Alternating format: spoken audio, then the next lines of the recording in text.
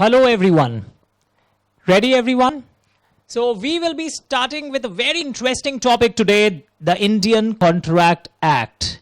Photo देखकर तो आपकी आंखें और बड़ी हो गई होगी बिकॉज इनको कौन नहीं जानता और इनको भी कौन नहीं जानता. तो इस तरह हम लोग लॉ हंसी मजाक के द्वारा टेक्निकल चीजों को समझेंगे.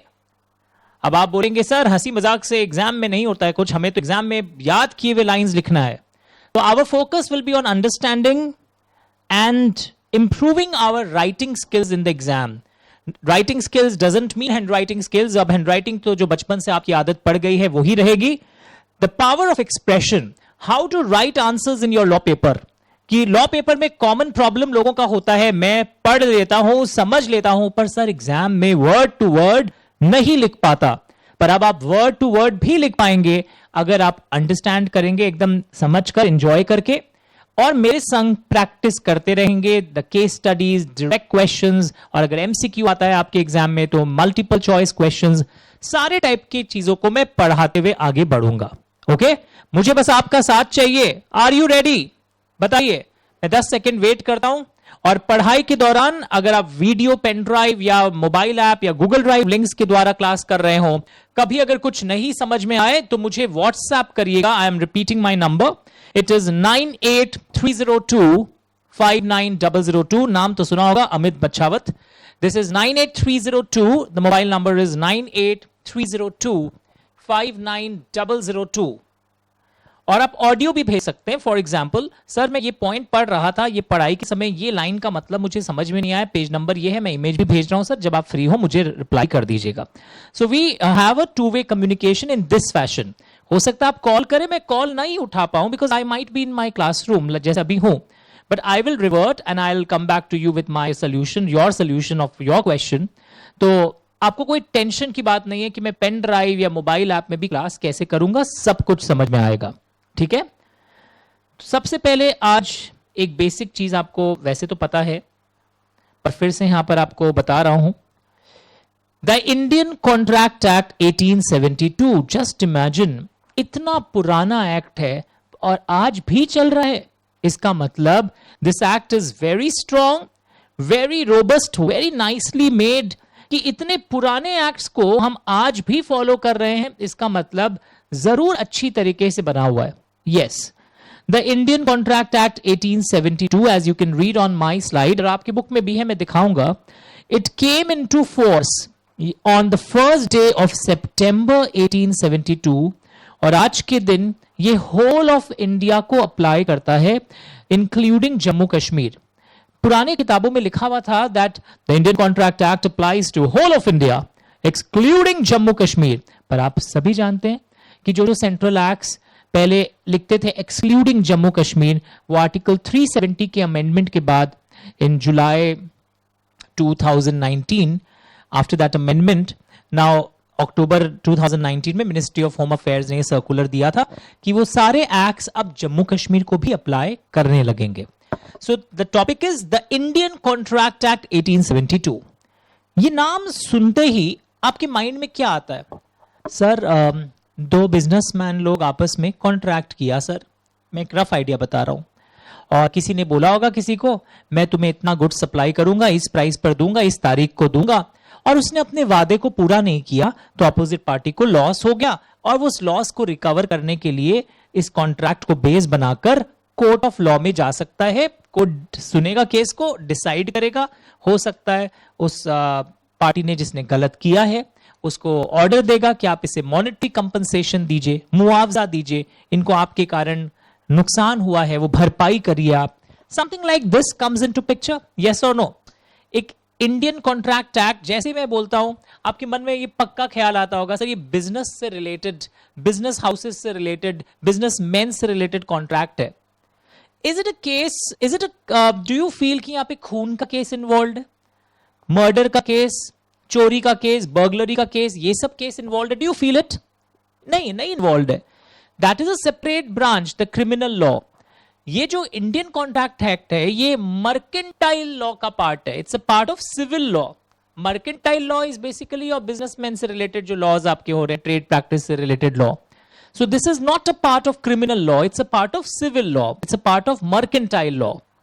तो यहां पर आपको ये समझना होगा, वैसे तो मैंने आपको बेसिक्स पहले भी बताया था, दैट कोई भी लॉ जब बनता है दोनों हाउस ऑफ पार्लियामेंट में बिल पास हो जाते हैं एक रिक्वायर्ड मेजॉरिटी से जो लिखा रहता है, और उसके बाद प्रेसिडेंट ऑफ इंडिया उस बिल को अप्रूव करता है, और उसके कंसेंट के बाद वो ऑफिशियल गैजेट, गवर्नमेंट का एक बुलेटिन होता है जिसमें सारे एक्ट्स छपते हैं, और जिस तारीख को फिर वो छप जाता है अप्रूवल के बाद, उस तारीख से माना जाता है कि वो अप्लाई कर रहा है हमारे समाज को. सो दैट इज वाई आप देखोगे यहां लैंग्वेज है, it came into force on the first day of सितंबर 1872. तो फर्स्ट डे ऑफ सितंबर 1872 इट केम इनटू फोर्स, यानी कि ये प्रेसिडेंट का साइन इसको पहले ही मिल गया था. एक्चुअली इसकी हिस्ट्री अगर आप जानेंगे, प्रेसिडेंट पहले ही साइन कर दिए थे, पर फोर्स में ये 1872 फर्स्ट सितंबर को आया, बिकॉज ऑफिशियल गैजेट में ये फर्स्ट सितंबर 1872 को पब्लिश हुआ था. ओके, तो विद दिस बैकग्राउंड मैं आपको आपके बुक्स में ले जाता हूं. ये जो है व्हाट इज लॉ आप सब जानते हैं, ये this is a very boring set of discussion. Law rule है, ट्रैफिक के रूल्स होते हैं, नियम कानून होते हैं, एयरपोर्ट में भी कुछ नियम कानून है, आप अपने हैंड बैगेज में पटाखे नहीं ले जा सकते, आप कोई भी और भी कई टाइप के लिस्ट ऑफ आइटम्स होते हैं, आप अपने घर के चाकू और इस टाइप के आइटम्स को नहीं ले जा सकते. तो there is a law for everything, हर चीज के लिए एक लॉ बना हुआ रहता है, अदरवाइज सोसाइटी नहीं चलेगा. ओके, अगर no entry, one way, two way, ये सब का चक्कर, नियम कानून नहीं रहेगा, रूल्स नहीं रहेगा, तो society can not function. So I am not reading out these general gyan. What is mercantile और commercial law, as I told you it's a part of civil law. तो ये एक जनरल डिस्कशन है. मेरा मेन डिस्कशन इस part से शुरू हो रहा है. अगर आपके बुक में व्हाट इज लॉ नहीं भी लिखा हुआ है तो you can just read it from here, full page once. अगर कोई की बुक में व्हाट इज लॉ नहीं लिखा हुआ है, they can just read it out from here. What is mercantile law? जो बिजनेसमैन से रिलेटेड लॉ मैंने आपको बताया था. Now, Indian contract receives precedence assent on 25th April 1872. अब आप बोलेंगे नहीं सर, 1 सितंबर था. 1 सितंबर को ऑफिशियल गैजेट में पब्लिश हुआ था, बट प्रेसिडेंट का साइन इसे मिल गया था 25 अप्रैल 1872. तो एमसीक्यू में कई लोग इसको भूल जाते हैं. It is based on English common law principal. यानी यहां पर क्या होता है कि कॉमन लॉ प्रिंसिपल क्या होता है कि पुराने जजमेंट्स लेआउट, पुराने जजमेंट्स में सिमिलर केसेस में, सपोज आज तुम्हारा कोई कॉन्ट्रैक्ट है और इसके पहले भी कोर्ट ने कोई इस टाइप के धोखाधड़ी के केस में कैसे डिसीजंस दिए होंगे, कॉमन लॉ प्रिंसिपल में पुराने जजमेंट्स जो कोर्ट के होते हैं वो कोर्ट को बहुत इंफ्लुएंस करते हैं करंट डिसीजन देने में भी. That is the common law principle. The judgments given earlier in similar type of cases, they always influence the current judgment also. Okay, so this is based on English common law principle and not on civil law principle. Civil law principle में हर case को एक fresh case की तरह देखा जाता है. ये principal की बात हो रही है. I am not talking about civil law, because अभी आप बोलेंगे सर आपने तो बोला था mercantile law is a part of civil law. या it is a part of civil law, it's not a criminal law, but ये अलग लाइन है. It is based on English common law principle, जहां पुराने जजमेंट्स को देखा जाता है. Okay, the law relating to contracts are contained in the Indian Contract act 1872. The act came into force on 1 सितंबर 1872. अब आप फिर भावुक हो जाएंगे, सर आपने तो थोड़ी देर पहले, आप अंडरलाइन कर रहे हैं अलग इंक से, आपने तो बोला था 25 अप्रैल. दो अलग क्वेश्चंस आए हुए एग्जाम में, प्रेसिडेंट्स असेंट अलग है, 1 सितंबर अलग है. अगर मैं एमसीक्यू आपको खिलाना चाहूं, it applies to whole of India. Is it okay? 5 minute थोड़ा सा बोरिंग है, उसके बाद बहुत इंटरेस्टिंग होगा. से पहले इंटरेस्टिंग पार्ट शुरू कर दीजिए ना, ऐसा नहीं करते, बिकॉज बेस लेके हमें आगे बढ़ना है. It is not a complete law in all types of contracts, it Lay's out general principles of contract law. यानी कि पता है कई एक्ट्स में लिखा रहता है ये गुनाह होगा, ये सजा सुनाई जाएगी, ऐसा होगा. यहां पे सब कुछ कंप्लीट नहीं है, बट ओवरऑल एक जनरल प्रिंसिपल्स दिया हुआ है कि कॉन्ट्रैक्ट के लॉ का कैसे कैसे यहां पर काम, मतलब प्रोविजंस को इंटरप्रेट करना चाहिए. It lays down the general principles. तो एक एमसीक्यू आया हुआ है, contract act is a complete law on all types of contracts. सबको लगा हाँ कंप्लीट ही होगा, कॉन्ट्रैक्ट एक्ट है. It's not a complete law on all types of contracts. It only lays down the general principles of contract law. Is it fine? Sir मुझे एक बात बताइए, पहले मुझे इंटरेस्टिंग पार्ट कराइए. तो चलिए आपके लिए मैं थोड़ा सा चेंज करता हूं. मन में बार बार ख्याल आ रहा है, व्हाट इज अ कॉन्ट्रैक्ट? आखिर कॉन्ट्रैक्ट क्या है? अच्छा, एक एग्जाम्पल लेता हूं, आप सोच के बताइएगा अगर आप लाइव घर में भी कर रहे हैं, इस वीडियो को देख रहे हैं। चलिए एक एग्जाम्पल देता हूं। Will you buy my car, example सुन रहे हैं, will you buy my car 4793 for rupees 15 lakhs? मेरी एक गाड़ी है हुंडई क्रेटा, मैं उस गाड़ी 4793 को आपको बेचना चाहता हूं 15 लाख में। Will you buy my car for 15 lakhs? आप बोलते हैं yes, I am ready to buy, I am ready to buy for 15 lakhs। तो एक सिंपल एग्जाम्पल बताइए, मैंने आपको क्या दिया? चलिए बताइए। यस, सही सुना आपने। Offer, will you buy my car Hyundai Creta, बहुत सर्टेन ऑफर है, किस चीज को लेकर मैं ऑफर दे रहा हूं। 4793, हो सकता है मेरे पास दो गाड़ी क्रेटा कंपनी की, क्रेटा मॉडल की होती, तो मैं गाड़ी का मॉडल व्हीकल नंबर भी आपको बताया हूं। Will you buy my car Hyundai Creta 4793 for rupees 15 lakhs? अगर मैं ये लाइन बोलूं और आप बोलते हैं I am ready to buy 4793 for 15 lakhs, तो ऐसे सिचुएशन में will you buy my car, I am ready to buy for 15 lakhs, तो मैंने ऑफर दिया कोई चीज को लेकर, and it was very certain offer, amount certain, क्या प्रोडक्ट है वो सर्टन, और आपने भी बोल दिया हाँ मैं रेडी हूं फॉर 15 lakhs। मेरा 15 का ऑफर था, आपका एक्सेप्टेंस भी 15 का था। Don't you feel it's a contract? Written हुआ, एग्रीमेंट, सौदा हो गया है। और अब अगर सौदा होने के बाद मैं अगर मना कर दूं आपको, तो आप मेरे ऊपर केस भी कर सकते हैं, कोर्ट में जा सकते हैं। अभी एक रफ आइडिया, रफ डिस्कशन की बात चल रही है। ओके, तो ये कॉन्ट्रैक्ट का केस बनेगा। पर मेरा एक नेक्स्ट एग्जांपल देखिएगा आप। Look at this example everyone, ध्यान से देखिए, सिर्फ उसको देखते मत रहिएगा, सिर्फ समझिए इस एग्जांपल को। अमिताभ बच्चन जी ने अपनी पत्नी जया बच्चन को वादा किया था, मैं तुमको अगले एनिवर्सरी पर हीरो का हार लाकर दूंगा। अमिताभ बच्चन जी ने जया बच्चन जी को वादा किया था, मैं तुमको एनिवर्सरी पर हीरो का हार लाकर दूंगा। एनिवर्सरी में उन्होंने गोल्ड का हार ला दिया, ये मुस्कुराकर फोटो भी खिंचा ली, but she is not happy. उनको पता है, आपने सुना भी होगा, ये सब न्यूज मैगजीन में आता है, तो उनको गुस्सा आ जाता है जब कुछ गलत होता है। ऐसा बिना मतलब का गुस्सा नहीं आता, बट शी गेट्स एंग्री अगर कुछ गलत हो रहा है। तो इनको इस बार बहुत खराब लगा कि अमिताभ बच्चन जी ने मुझे बोला था कि हीरो का हार देंगे, and he didn't promise, fulfil the promise. Amitabh Bachchan ji ने, अब आप बोलोगे ऑफर दिया, आप बोलोगे कि उनकी पत्नी ने एक्सेप्टेंस किया। मैं आपसे पूछता हूं, जल्दी बताइए, मैं आपसे पूछता हूं, क्या जया बच्चन जी इस कॉन्ट्रैक्ट के आधार पर केस कर सकती है? सोचिएगा, सोचिएगा। शाहरुख खान ने गौरी खान को प्रॉमिस किया था, मैं तुमको आर्यन के जेल से बाहर आने के बाद मैं बहुत खुश हूं, मैं तुमको हीरो का हार दूंगा, और नहीं दिया। फोटो तो ये खिंचा ली, देखिएगा इसमें हीरो का हार नहीं है फोटो में। Can she file the case? Can she file the case? Offer, acceptance, गाड़ी का केस आपने सुना था। सोचो, मैं टाइम दे रहा हूं, आप खुद सोचो, what is your view? And क्यों नहीं, मतलब ऐसा क्या है, वाइफ लोग के संग इतना गलत हो रहा है, they can file the case against their husband. बताओ, सोचना होगा आपको। हम लोग कॉन्ट्रैक्ट की बात कर रहे थे, और मैंने आपको देखो ये दो एग्जांपल्स दिए अभी कॉन्ट्रैक्ट से रिलेटेड। सोचो, मैं वेट कर रहा हूं। अब कई लोग मुझे बोलेंगे, सर आप भी डरिए, कहीं आप भी हीरो का हार प्रॉमिस करके मैडम को नहीं दिए तो। अरे मैं सब जानता हूं कैसे टैकल होता है, तुम अपना सोचो और इस एग्जाम्पल का सोचो। सोच लिया? आगे बढ़ू?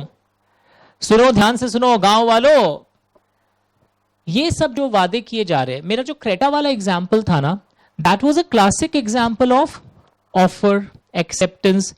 और देखो वो जो मैंने बोला था, will you buy my Creta, Hyundai Creta गाड़ी है 4793 फॉर 15 lakhs, तो कंसीडरेशन मैं क्यों दे रहा हूं गाड़ी? सर आपको वो आदमी दुआ देगा? नहीं बाबा, दुआ नहीं, मुझे पैसा देगा। अंडरस्टूड? और वो मुझे, और तो मेरे लिए you know what is something in return, मैं बदली में क्या पाया हूं उससे? 15 lakh. That is a consideration for this transaction. On what consideration I am giving this car to him?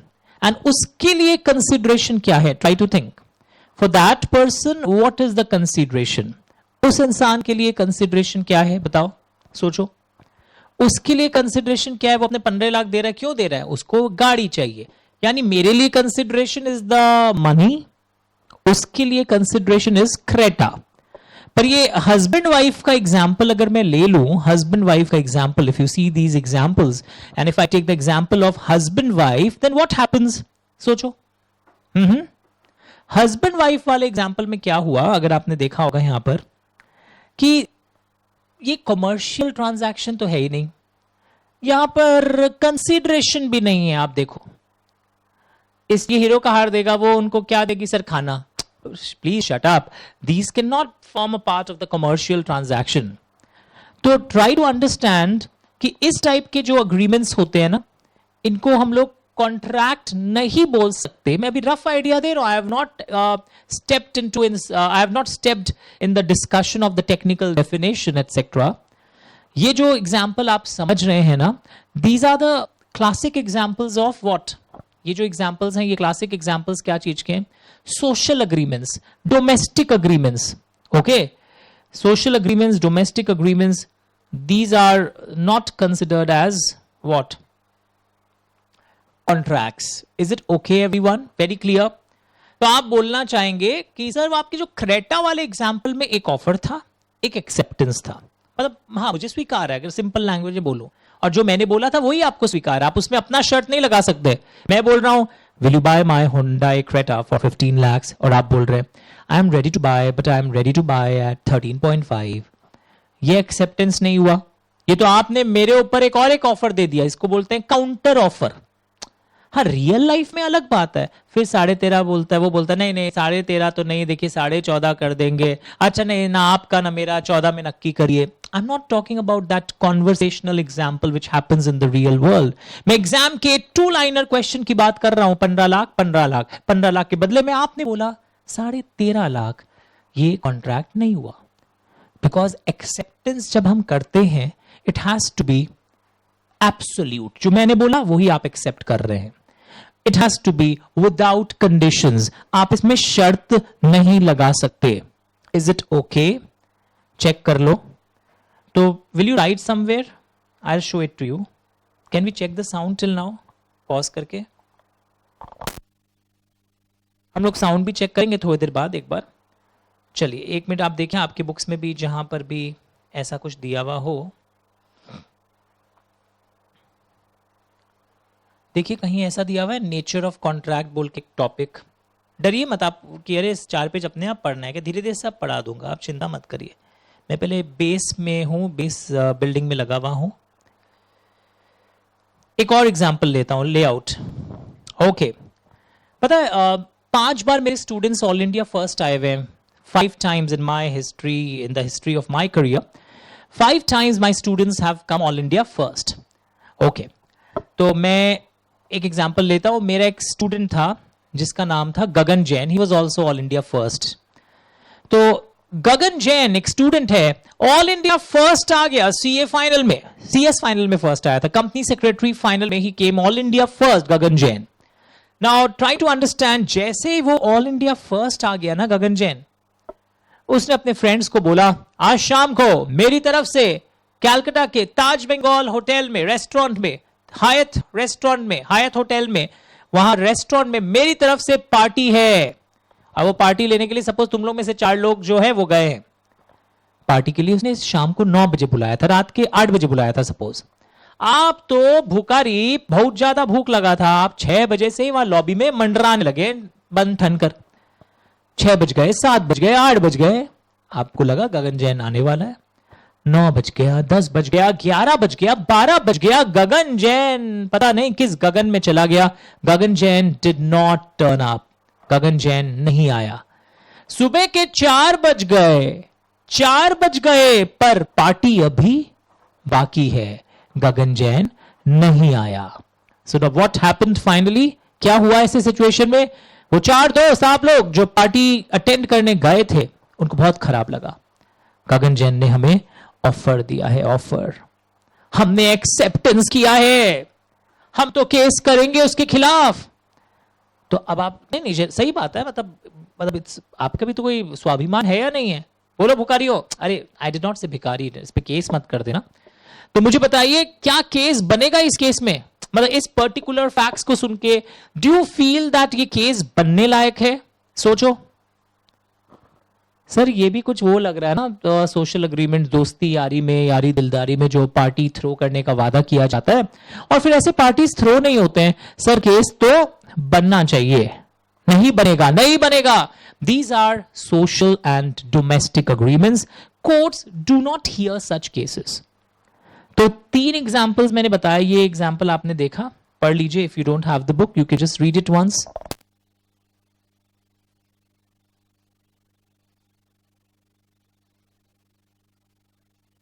Your friend having passed in CA final offers to invite.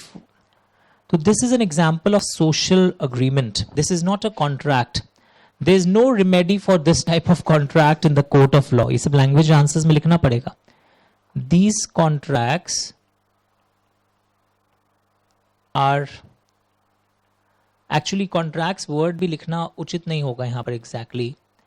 These agreements आप भी लिख सकते हैं अपने बुक्स में। Are not enforceable. स्पेलिंग ध्यान से देखिएगा, अभी आप नया नया चीज पढ़ रहे हैं इन दिनों। By law. These agreements are not enforceable by law. What is the meaning of this line? Not heard by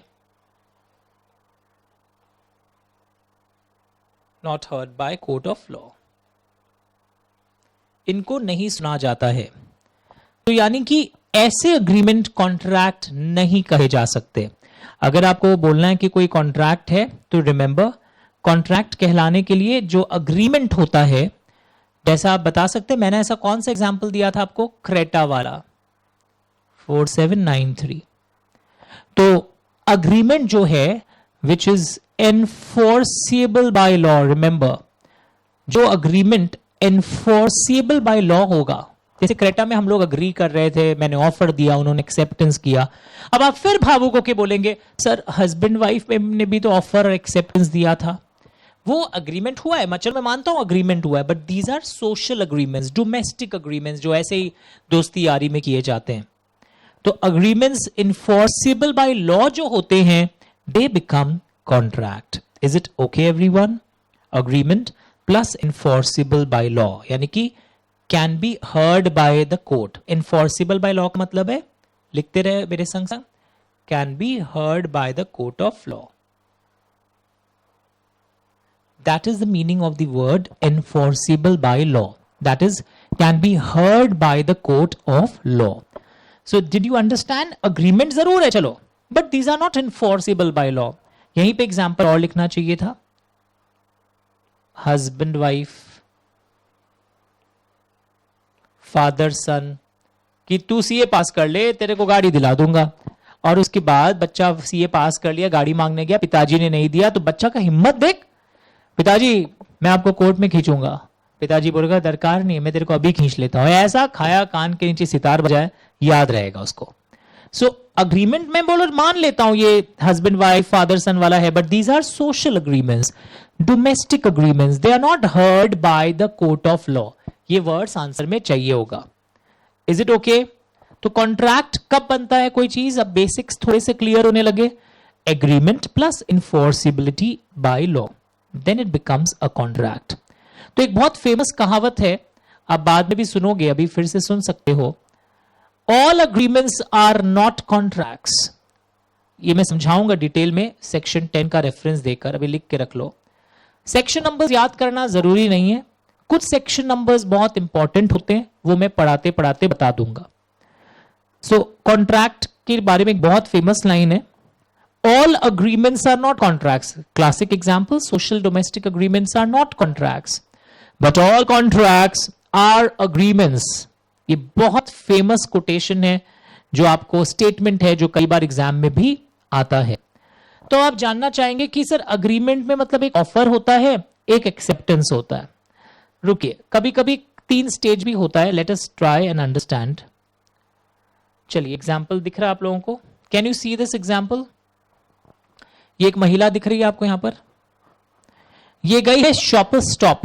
okay, ध्यान से सुनो, ये महिला शॉपर स्टॉप गई है, आज 13 फरवरी 2024 है, आज 13 फरवरी 2024 है, and this lady wants to do lot of shopping अपने प्रियतमा के लिए, वैलेंटाइंस डे स्पेशल, बहुत शॉपिंग कर रही है, ट्रॉली में सामान भरते जा रही है, बहुत सामान भरकर आई कैशियर काउंटर पर, कैशियर को बोलती है कैश काउंटर पर आकर, बहुत दिल से पसंद की हूं, जल्दी से बिल बना दीजिए। कैश काउंटर बोला आपकी चॉइसेस तो बहुत अच्छी है मैडम, पर इत्तेफाक से जो जो आइटम्स आपने उठाया है they are not for sale, वो तुम सिर्फ डमी पर डिस्प्ले करने के लिए रखे थे, आपने तो वही आइटम्स उठा लिए जो सेल के लिए नहीं था, सॉरी मैम हम आपको नहीं बेच सकते। एंड शी वॉज वेरी लड़ाकू लेडी, झगड़ने लगी। क्या आप कर रहे हैं, आप क्या तमाशा पाए? मैं 2 घंटे से आपके शॉपिंग मॉल में शॉपिंग कर रही हूं, आपके शॉपर स्टॉप आउटलेट में, मैंने 2 आवर्स वेस्ट किया और अब रात के 8:30 बज गए, मुझे तो आज रात को ही उनको 12 बजे जाके देना है सामान पूरा, और अब मैं कहां से इस सामान को लेके आऊं? बिकॉज मेरा तो टाइम वेस्ट हुआ, आप लोगों ने ऑफर दिया। ट्राई टू अंडरस्टैंड, बात तो सही बोल रही है लेडी, मतलब मैं अभी लेडी की तरफ का वकील बन रहा हूं, बात तो सही बोल रही है। आप लोग शॉपर स्टॉप में डिस्प्ले करके रखें सारे सामान को, मैंने अपने दिल से आपके डिस्प्लेड सामान को जो आप लोग ऑफर पे लगाया है मैंने उठा लिया, एक्सेप्टेंस कर लिया, और अब आप मुझे नहीं बेचेंगे। ऑफर और एक्सेप्टेंस जब होता है, सर ने एक एग्जांपल दिया था यूट्यूब में, मैं 10 मिनट सुन के यूट्यूब बंद कर दिया था, लिंक मैंने सुना था कि वो क्रेटा गाड़ी में भी ऑफर था, क्रेटा गाड़ी में भी एक्सेप्टेंस था, तो हो गया डील। तो मेरे केस में भी डील हो गया, मैंने उस एक्सेप्टेंस कर दिया, आपके सामान जो डिस्प्लेड थे शॉपर स्टॉप में, ऑफर आप लोगों ने दिया, मैंने नहीं दिया, मैंने तो एक्सेप्टेंस किया सामान उठाकर। Now what is your view? आप क्या बोलना चाहते हैं? चलिए बोलिए, चलिए बोलिए, मैं सोच रहा हूं, मैं सुन रहा हूं। यस, मेरी आंखें बंद है, वरना कई लोग आंखों से आंसर पता लगाते हैं कि सर की आंखों में क्या भाव आ रहे हैं, तो आंसर ऐसा होगा। अंधा नहीं हूं, पर मेरी आंखें बंद है, दिमाग खुला हुआ है, मैं बंद आंखों से भी आपको देख पा रहा हूं, आपकी सोच कहां जा रही है मैं वो भी समझ पा रहा हूं। जल्दी बोलिए। यस, कई लोग बोलना चाह रहे हैं सर बात तो गलत ही हुआ है sir, breach of contract. Breach मतलब क्या होता है? अरे नीच नहीं बोला, ब्रीच, BREACH, कॉन्ट्रैक्ट को तोड़ना। शॉपर स्टॉप वालों ने सर कॉन्ट्रैक्ट को तोड़ा है सर, उन्होंने इतना डिस्प्ले किया था सर, उन्होंने तो ऑफर खुद ही दिया था सर, आदमी तो जाकर वहां से उठाया है, मना कैसे कर दिया।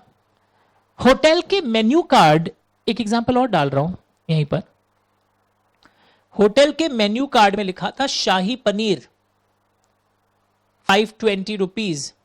मैंने वेटर को बुलाया और वेटर को बोला शाही पनीर 3 प्लेट लाओ, हम लोग 10 दोस्त गए थे, उन्होंने ऑफर दिया है ना, और मैंने एक्सेप्टेंस किया।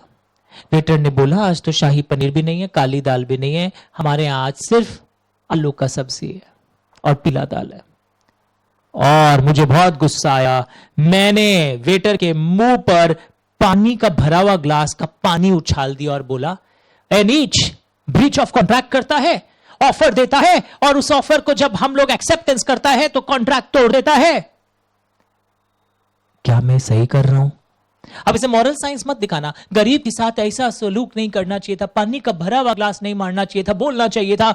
आज ऐसा क्यों कर रहे हो भाई? आई am not talking about moral science, I want the legal answer.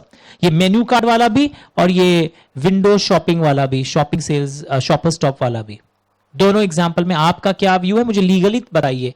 It's offer acceptance, think about it. I will wait for 10 seconds.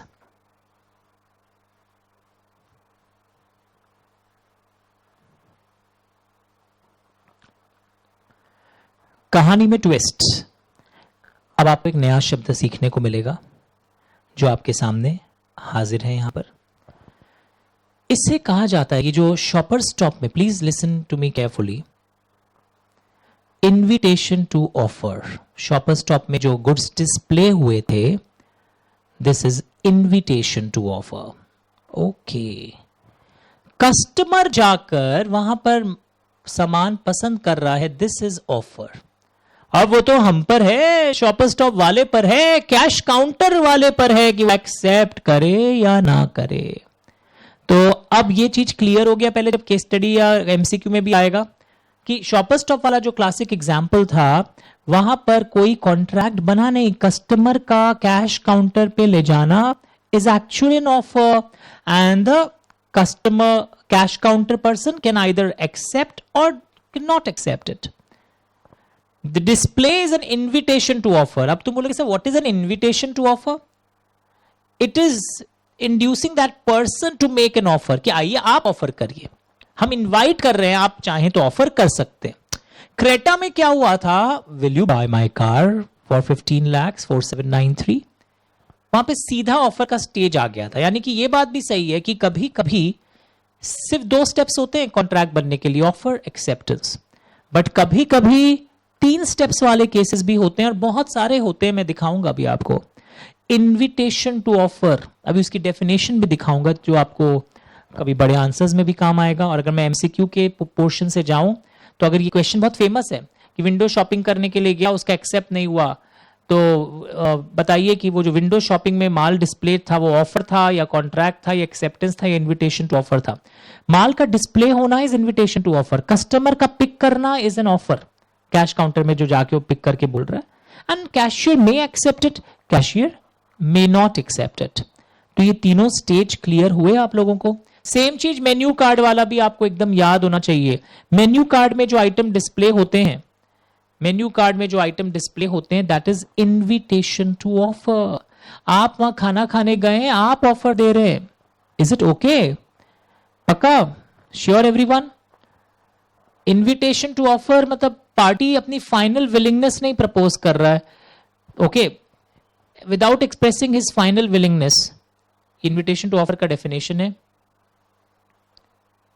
party without expressing his final willingness proposes certain terms on which he is willing to negotiate, but he does not make an offer. He invites the other party to make an offer on the terms mentioned. ये language बहुत important, आपको learn करना पड़ेगा, books में है, मैं दिखाता हूं। और ऑफर में क्या होता है, it is the final expression, आप एक्सप्रेस कर रहे हैं अपनी विलिंगनेस कि अगर आप एक्सेप्ट कर लेते हैं तो I will be bound to do what I have offered. It is the final expression of willingness by the offerer. English है पर बहुत सिंपल है। It is the my expression of willingness, मेरी स्वीकृति है कि मैं जो आपको ऑफर कर रहा हूं मैं उससे बंधूंगा अगर आप एक्सेप्ट कर लेते हैं। So offers are made with an intention to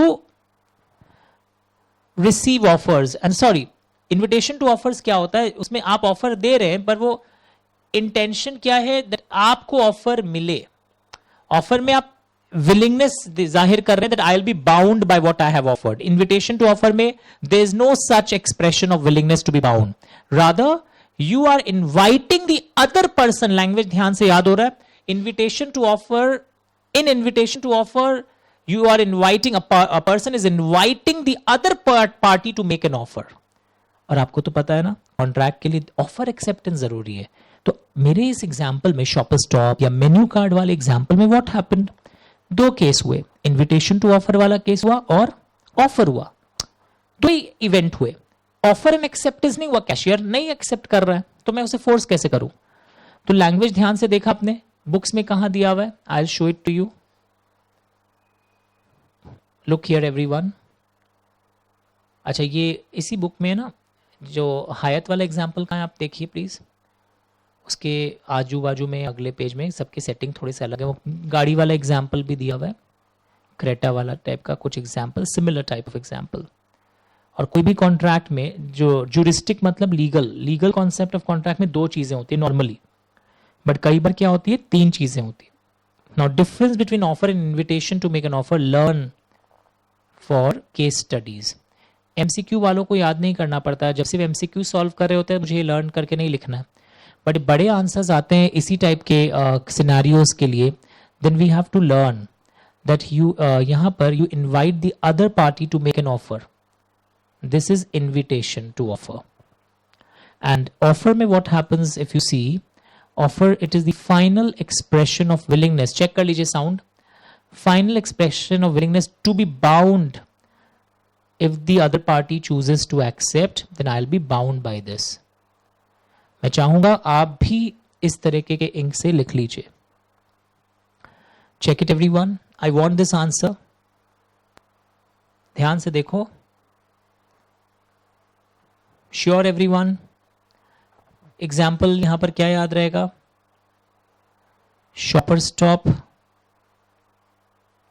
menu card of the hotel, या कोई भी प्राइस लिस्ट और में जो प्राइस सर्कुलेट होते हैं, they are all invitation to make an offer. I want this in my answer. Learn लिख दो. तुम ही लोग पूछता है लर्न करना लॉ में, जो लाइंस लर्न करना होगा मैं स्पेसिफिकली बोल दूंगा आपको लर्न करना है. लिखो लर्न कैटेगरी का ये full page once, let them read. हम लोग एक ब्रेक लेते हैं अभी. Okay, so we are back after a break. चलिए इस एग्जाम्पल को देखते हैं. Lay out once. Have you heard about the word auction? Auction, AUCTION, नीलामी. नहीं सुना है? सपोज मेरे पास बहुत एंटीक पेंटिंग्स हैं और मैं एक एक पेंटिंग को बेचना चाहता हूं. सपोज एक पर्टिकुलर पेंटिंग है, मैं भाव लगाया हूं, मैं ऑक्शन कंडक्ट करवा रहा हूं. किसी की पेंटिंग है, मैं तो उनका एजेंट हूं, ऑक्शन कंडक्ट करवाता हूं. एक मिनिमम प्राइस रहता है वहां पर. ये पेंटिंग 4 लाख से की है. 4 lakh.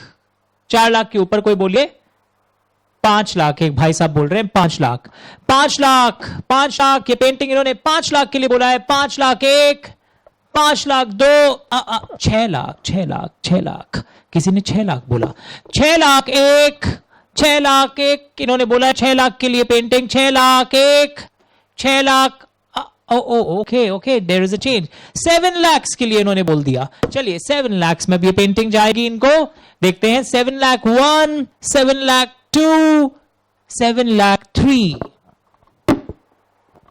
Fall of the hammer completes the sale. 3 bar shout किया जाता है highest bid. This is how an auction functions. तो क्वेश्चन ध्यान से सुनिए, क्या हुआ था? गजब हुआ था. चेन्नई में एक बड़ा ऑक्शन कंडक्ट होने वाला था, चेन्नई में. ओके, और हमारे डीके जी वो कोलकाता से चेन्नई एक्सप्रेस में बैठकर चेन्नई गए ऑक्शन कंडक्ट अटेंड करने के लिए. ये भी कुछ पेंटिंग खरीदना चाहते थे. तो डीके जी कोलकाता से चेन्नई एक्सप्रेस पकड़कर चेन्नई गए. लुंगी डांस करते करते ये चेन्नई चले गए. Now what happened? ऑक्शन का एडवर्टीजमेंट था. ओके, ऑक्शन के एडवर्टीजमेंट को पढ़कर ये चेन्नई अटेंड करने गए हैं. और जब ये स्पॉट पर पहुंचे, जिस ऑडिटोरियम में ऑक्शन होने वाला था, वहां जब ये पहुंचे तो पता चला ऑक्शन कैंसिल हो गया है. ऑक्शन हो ही नहीं रहा है. और ये चेन्नई एक्सप्रेस से एसी फर्स्ट क्लास का टिकट उस दिन करवाए थे. बहुत शौक था इनको फर्स्ट क्लास में जाने का. और ये खर्चा करके चेन्नई एक्सप्रेस से चेन्नई पहुंचे और पता चला कि हो नहीं रहा ऑक्शन. और उसके बाद ऐसे ऐसे अल्फाजों का प्रयोग किया है कि मैं तो माइक में बोल ही नहीं सकता हूं. Dash dash dash dash dash, how can it be done? अरे तुम लोग डैश समझता कि अपने आप को ऑक्शन क्या अनाउंसमेंट किया तुम लोग, अब उनका टाइम वेस्ट किया. वो तुम लोग ऑफर देता है, हम जब एक्सेप्ट कर लिया, ऑक्शन में सब लेने के लिए आया, तुम लोग ऑक्शन को कैंसिल कर दिया. हम तुम लोग के खिलाफ केस फाइल करेगा. 1 नंबर का डैश है. एग्जाम्पल, भावुक मत होइए. और आप रिक्त स्थान की पूर्ति करिएगा भी मत. ये बहुत सिंपल लैंग्वेज बोलते हैं, इडियट, स्टूपिड. तो माय क्वेश्चन इज दैट, इनकी आवाज को सुनकर, दुख को सुनकर आपको नहीं लगता ये तो कमर्शियल कॉन्ट्रैक्ट है? यस और नो? सोचिए 10 सेकेंड. मैं वेट कर रहा हूं, टाइम दे रहा हूं. You have to think whether it is a commercial contract और नॉट. Of course. क्या लग रहा है आपको? आपको लगा होगा मेरे मुंह से आंसर निकलेगा. Think about it. भाई और बहनों, ऑक्शन का जो न्यूज़पेपर एडवर्टीजमेंट था, यस, ऑक्शन का जो न्यूज़पेपर एडवर्टीजमेंट था वो इनविटेशन टू मेक ऑफर था. वो आपको इनवाइट कर रहा था कि आइए ऑक्शन वाले दिन आप आकर अपने बिडिंग के द्वारा ऑफर दीजिए. यानी ऑक्शन का advertisement was not an offer. आपको लगा कॉन्ट्रैक्ट हो गया क्योंकि आप थोड़ी देर पहले पढ़े थे ऑफर, एक्सेप्टेंस, कॉन्ट्रैक्ट कंक्लूड, रिश्ता हो गया और अब तो केस बनेगा अगर कोई ब्रीच किया तो, कोई तोड़ा तो. पर अब वापस सुनिए, यहां पे स्टेजेस एंड लेयर्स कैसे इन्वॉल्व हैं. ऑक्शन का जो एडवर्टीजमेंट हो रहा था, मेरी बात ध्यान से सुनना, ऑक्शन का जो एडवर्टीजमेंट हो रहा था, ध्यान से सुनो. Who is talking in the video room? मैं घर आके आपको समझाऊंगा कि ऑफर नहीं है. ऑक्शन का advertisement is not an offer. Auction का advertisement is invitation to offer. Remember that. Auction का advertisement is invitation to offer. Is it okay? मैं जो वहां जा रहा हूं, this is not an offer, this is an invitation to offer. Auction का advertisement is invitation to offer. हाँ, मैं वो वहां जाकर, आई एम रिपीटिंग, सॉरी, मैं वो वहां जाकर जो बिडिंग कर रहा हूं वो ऑफर है, वो एक्सेप्टेंस नहीं है. एक्सेप्टेंस कब होता है आपको मैंने बताया ना, जो हाईएस्ट बिड को शाउट करते हैं and then the hammer falls. तो इज इट क्लियर कि नॉर्मली ऑफर एक्सेप्टेंस होता है, पर कई बार 3 लेयर्स भी इन्वॉल्व होते हैं. तो ये चीज एकदम क्लियर होना चाहिए आपको. और बहुत फेमस है ये भी एग्जाम में, नंबर ऑफ टाइम सीएमए के एग्जाम्स में, सीए के एग्जाम्स में, सीएस एग्जाम्स में, सब में ये आया है. वेरी फेमस क्लासिकल एग्जाम्पल कि ऑक्शन का newspaper advertisement is an invitation to offer. Final answer दे रहा हूं, योर बिडिंग लगाना is an offer. Is it okay? पक्का? उसी तरह आपकी शादी होने वाली है, सपोज. देखिए एक बच्चा शर्मा भी रहा है, कई लोग सोच रहे होंगे सर को कैसे पता अपना चक्कर चल रहा है. चलिए आपकी शादी होने वाली है और आपने हनीमून में स्विट्जरलैंड जाने का सोचा है और न्यूज़पेपर में एक एडवर्टीजमेंट आते हैं ऐसे फालतू फालतू कई बार, 5 nights 6 days in Switzerland, 50,000 rupees. कैसे संभव है इतना कम में? उसमें पॉइंट लिखा रहता है अदर टर्म्स एंड कंडीशंस. बस आपने तो पढ़कर वहां पहुंच गए हॉलीडे वाले के पास और उस पर चिल्लाने लगे 50,000 लेके आया हूं, मुझे स्विट्जरलैंड पहुंचा दो. उन लोग फिर बताए देखिए अदर टर्म्स एंड कंडीशंस है, और आदि तो आपकी अभी होने वाली थी 1 महीना बाद, तो आपको तो 1.5-2 महीना के अंदर जाना होगा ना एचएम पर. और उन लोग बोल रहे हैं हाँ 2026 में ले जाएंगे, 6 साल बाद. तो ट्राई टू अंडरस्टैंड, तब तक दुल्हन ही भाग जाएगी अगर कहीं नहीं घुमाओगे तो. समझ रहे हो भाई लोग? तो मैं क्या बोल रहा हूं, वैसा जो इन्विटेशन टू ऑफर का केस हो जाता है, ये जो टूरिज्म वाले लोग कई बार ऑफर लाते हैं ना, offer we offer you to take you to Singapore, से उन लोग ऑफर दिया, ये सब इन्विटेशन टू ऑफर के केसेस होते हैं. इस टाइप के जो ऑफर्स होते हैं, तुम जाकर फिर वहां ऑफर करते हो, yes I want to go to Singapore, ये मेरा प्लान है, टूरिज्म प्लान है, ये है, and then they accept it. तो ये भी इन्विटेशन टू ऑफर है, इस पर भी कोई केस नहीं बनेगा. एक केस आपसे पूछता हूं, शायद वहां बन जाए, सोचना ध्यान से. रिलायंस वालों ने एक बड़ा आईपीओ लेके आया, एक बड़ा आईपीओ मतलब public issue, initial public offer. जब मार्केट में सुनते हो ना शेयर्स पब्लिक को देती है बड़ी बड़ी कंपनीज, तो एक बड़ा पब्लिक इशू लेके आया. पब्लिक इशू जिसको आईपीओ भी बोलते हैं, इनिशियल पब्लिक ऑफर. तो एक बड़ा आईपीओ लेके आया, उसमें तुमने अपने बचे हुए 10 लाख रुपए उसमें शेयर एप्लीकेशन मनी लगाया प्रोस्पेक्टस पढ़कर. उनका प्रोस्पेक्टस सर्कुलेट हुआ, इतना तो सुना होगा आपने कंपनी लॉ में, अकाउंट्स में, कभी भी 11-12 में भी एक डॉक्यूमेंट सर्कुलेट होता है लोगों से पैसा उठाने के लिए, उसको प्रोस्पेक्टस बोलते हैं in the case of public issue. तो तुमने अप्लाई किया शेयर्स में, उन्होंने प्रोस्पेक्टस सर्कुलेट किया, तुमने शेयर में अप्लाई किया. तुमको तो पक्का था तुम्हें तो अलॉटमेंट होगा ही, तुमको कोई ज्योतिष ने बोला था इस बार तुम्हें शेयर अलॉटमेंट होने वाला है, पर हुआ नहीं. शेयर्स तुम्हें अलॉट नहीं हुए. मेरा यही क्वेश्चन है आपसे, अब बताओ इस बार ऑफर एक्सेप्टेंस होकर ब्रीच ऑफ कॉन्ट्रैक्ट का केस बनता है क्या? अगर तुम्हें शेयर अलॉट नहीं हो तो इस बार क्या तुम कुछ कर सकते हो? सोचो, 10 सेकेंड सोचो, मैं आऊंगा. प्रोस्पेक्टस के आधार पर तुमने शेयर पर अप्लाई किया है, शेयर में अप्लाई किया है, अब केस बनेगा क्या? सोचिए.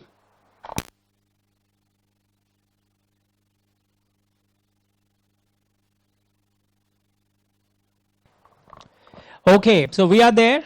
सो मैं आपको ये वापस रिपीट कर रहा हूं यहां पर कि ऑक्शन सेल्स जो होता है वो उसकी जो अनाउंसमेंट होती है वो एक्चुअली इन्विटेशन टू ऑफर होता है. आप जो वहां जाकर बिडिंग करते हैं वो ऑफर होता है. इसलिए ऑक्शन सेल्स अनाउंसमेंट के बाद अगर कैंसिल हो जाए और आप बिडिंग करने पहुंचे तो वो कॉन्ट्रैक्ट नहीं बन गया था वहां ऑलरेडी इस ग्राउंड पर कि आपने तो ऑफर दिया एडवर्टीजमेंट के द्वारा, मैं आ गया, मैं एक्सेप्ट कर लिया, कॉन्ट्रैक्ट हो गया. ऐसा नहीं हुआ है. ओके, तो ये चारों केसेस देखो यहां पर, न्यूज़पेपर एडवर्टीजमेंट का step, circulation prospectus, holiday packages, display of goods in a mall, ये आपकी बुक में भी आइएगा, बुक भी देख लेते हैं हम लोग सबको मिलकर के.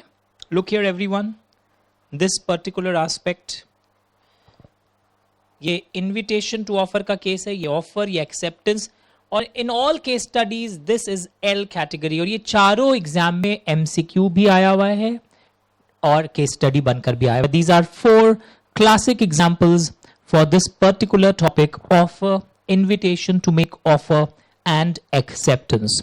Is it fine? तो मैंने अभी भी क्लास को बहुत लाइवली रखा है. I have skip some portions, I have not left it, I will be doing it after finish the basic technical aspects. और ये भी क्लियर हो गया सबको कि what is agreement, what is contract, कि all contracts are agreements but all agreements are not contracts. मैंने अभी तक समझाया नहीं है इसको, सेकंड क्लास में समझाया जाता है that there are some essential elements mentioned in section 10। वो जब एसेंशियल एलिमेंट्स मौजूद होंगे तब हम कॉन्ट्रैक्ट का स्वरूप ले देख पाते हैं। That all essential elements must be present to form a valid contract. Is it okay? तो यहां अग्रीमेंट एंड कॉन्ट्रैक्ट का एक डिफरेंस दिया हुआ है, जिसमें एक बहुत इंपॉर्टेंट पॉइंट है कि contract creates a legal obligation, agreement may not create a legal obligation. This is very important. Agreement में दोनों चीजें आ जाती हैं, legal as well as social, but contract is used in narrow sense with the specification that contract is only legally enforceable agreement. याद रखिएगा, contract is only legally enforceable agreement.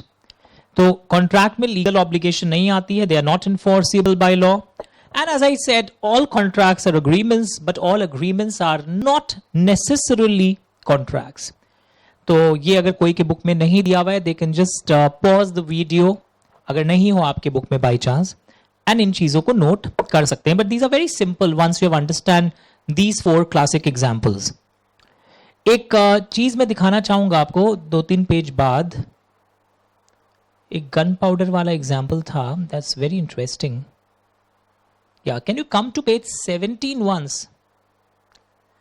जिनके book में पेज 17 में नहीं दिया हुआ है टेंशन में नहीं आएंगे, इस फर्स्ट चैप्टर में बस थोड़े चेंजेस आपको इस बुक में दिखेंगे, बाकी सब सही है। फुल पेज करो बच्चों के लिए एक बार, अगर नहीं है तो आप एक फोटो उतारिए, start reading it once, read this 6 lines. ये बीकॉम में बहुत आता था इस टाइप का क्वेश्चन एक जमाने में, कमेंट टाइप ऑफ क्वेश्चन जब आता है, ये 3 मार्क्स के लिए कई बार पूछा जा सकता है। प्रपोजल मतलब ऑफर है। जिस तरह एक गन पाउडर में अगर मैच स्टिक लग जाए, यानी बारूद में अगर मैच स्टिक लग जाए तो आपको पता ही है ना फिर क्या होगा, बड़ा धमाका। तो यहां गन पाउडर क्या है अगर कोई पूछे तो बहुत क्लियरली लिखा हुआ है यहां पर, ऑफर में be compare to a gun powder, okay, and acceptance to a lighted match stick. Can you see the words? Offer में be compare to a gun powder train. Offer को हम कंपेयर कर सकते हैं to a train of gun powder and acceptance to a lighted match stick. तो if acceptance reaches offer it results in a contract, तब तो अब contract arise होगा ही होगा। आप चाहें तो अपने ऑफर को हटा सकते हैं, you can also cancel the offer. Revoke मतलब क्या होता है? कैंसिल। यू कैन कैंसिल, अपने ऑफर को वापस ले सकते हो before acceptance reaches the offeree. एक बार एक्सेप्टेंस ऑफरी को पहुंच जाए तो आप नहीं कर सकते, offer can be revoked.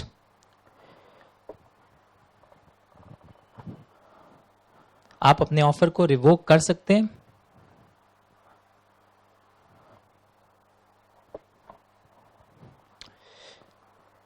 Before acceptance is complete लिखो अभी, दैट वुड बी बेटर। कुछ यहां पे कुछ पंगा है, बिफोर एक्सेप्टेंस इज कंप्लीट लिख दीजिए, that is a better way, क्योंकि एक्सेप्टेंस कंप्लीशन में अभी तक सिखाया नहीं हूं आपको।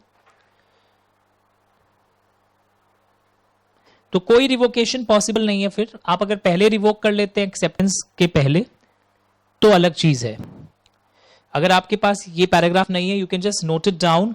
N offer may be compared to a train of gun powder and acceptance to a lighted match stick. So if acceptance, that is your matchstick, reaches offer, that is your gunpowder, it results in a contract. Okay? But if offer is revoked before the acceptance is complete, तब अलग बात है। Otherwise, एक बार अगर वो matchstick और gunpowder का मिलाप हो गया, then nothing can be done later. Is it okay? तो एक क्वेश्चन अभी भी पेंडिंग है, all contracts are agreements and all agreements are not contracts. वो हम लोग अगले दिन करेंगे। किसी किसी के पेज 12 में दिखेगा अगर आपको ये, और अगर नहीं है तो ये कोई दूसरे पेज में होगा, सेक्शन 10 जहां भी दिया हुआ हो। In most books it is after classification on the basis of performance के बाद, अकॉर्डिंग टू सेक्शन 10। लर्न लिखो और 3 मार्क्स लिखो, 3 to 4 marks. That what are essential, marks लिखिए प्लीज सर, मैं एमसीक्यू के एंगल से भी बताऊंगा यहां पर अभी का नोट करके लिखिए। Essential elements of a valid contract, essential elements of a valid contract. Page numbers अलग हो सकते सर, ये कहां पर है, मैं मुझे मिल ही नहीं रहा है, मैं हेल्प करता हूं। देखिए हम लोग थे इस पेज में, difference between offer, invitation to offer, ये एग्जाम्पल्स देख रहे थे, स्टेप 1, स्टेप 2, स्टेप 3। फिर ऐसा था ना कुछ टाइप्स ऑफ कॉन्ट्रैक्ट्स के डिवीजन अभी तक पढ़े नहीं है, इसके 2-3 पेज बाद ये था essential elements of a valid contract, जो लर्न कैटेगरी का है। डायरेक्ट क्वेश्चन वर्ड लिखो यहां पर, यहां से डायरेक्ट क्वेश्चन आ सकता है, essential elements of a valid contract. Direct question can be framed from this particular part. Is it okay? पक्का ध्यान से देख लीजिए, श्योर, ओके। चलिए अब मैं आपको कुछ सिंपल बातें, लेआउट वंस आपको और कुछ सिंपल बातें यहां से दिखाऊंगा।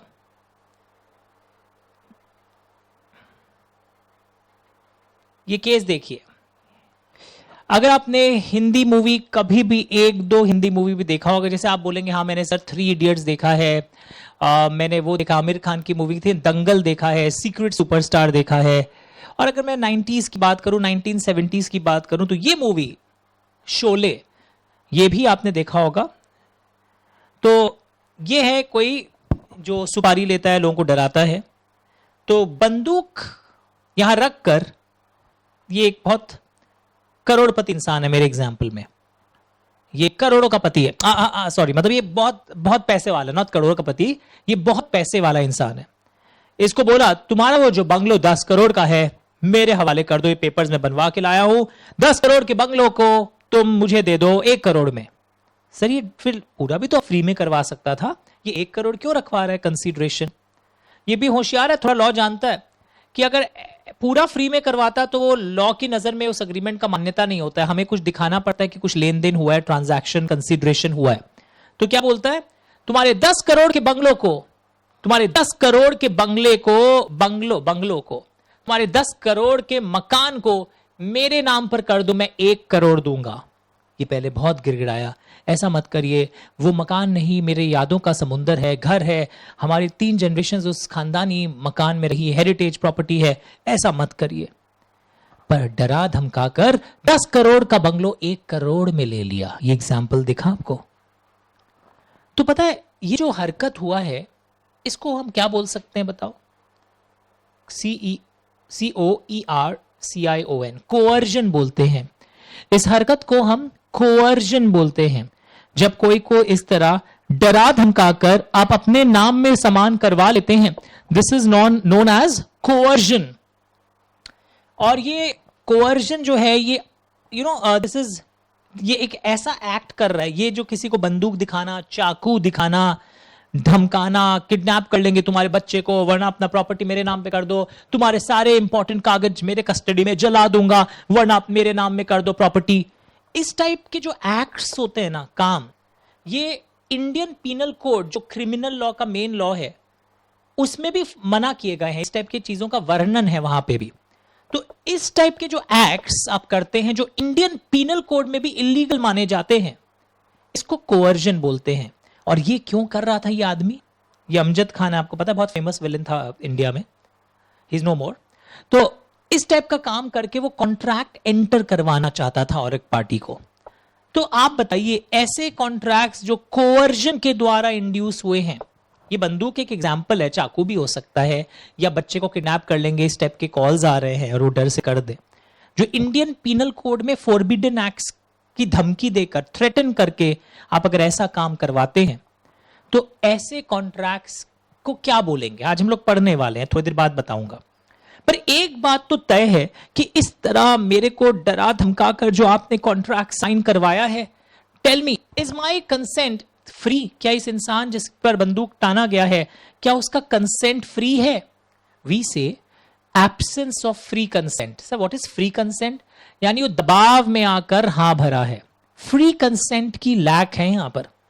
ये हो गया फिजिकली किसी को इस तरह करना। कई बार मॉरली भी ब्लैकमेल करते हैं। एक पिताजी ने अपने बच्चे को, फादर ने सन को मॉरली ब्लैकमेल किया, अरे मेरे मरने के बाद मेरे शरीर को अंतिम संस्कार के लिए भी तुम नहीं छुओगे, मेरे अस्थियों का विसर्जन तुम नहीं करोगे, मेरा मरा हुआ चेहरा भी तुम नहीं देखोगे, मैं लिख कर मरूंगा। बच्चा भावुक हो गया, पिताजी क्या चाहिए आपको, ले लीजिए, मेरा सब कुछ ले लीजिए, आप छोटे भाई को दे दीजिए, पर ऐसी बातें मत करिए। इसमें भी जो तुमने अपना सब कुछ दे दिया मॉरल प्रेशर में आके, या कम दाम में दे दिया 10 करोड़ का चीज 1 करोड़ में, even that is what absence of free consent. तो हम लोग क्या पढ़ रहे थे, फ्री कंसेंट की कमी हो सकता है इस टाइप के फिजिकल फोर्स से हुआ हो सकता है मॉरल प्रेशर के कारण हुआ हो, या कई बार आपके संग फ्रॉड हो गया, कोई धोखाधड़ी से उल्टा चीज बोल दिया, अरे ये कॉन्ट्रैक्ट कर लीजिए, अरे ये तो जापान से बनी हुई मशीन है, टेक्नोलॉजी, पता चला बाद में इंडिया में ही, साउथ इंडिया में कहीं बना हुआ है। तो व्हाट आई वांट टू से, फ्री कंसेंट की कमी जब होती है इस टाइप के केसेस लाइक कोअर्जन, सर वो पिताजी और बेटा वाला जो इमोशनल मॉरल प्रेशर क्रिएट करके जो हुआ था, ये सब अलग चैप्टर्स हम लोग पढ़ेंगे एक दिन, उसको बोलते हैं अनड्यू इन्फ्लुएंस। टेलर दे रहा हूं, आई am not teaching you now.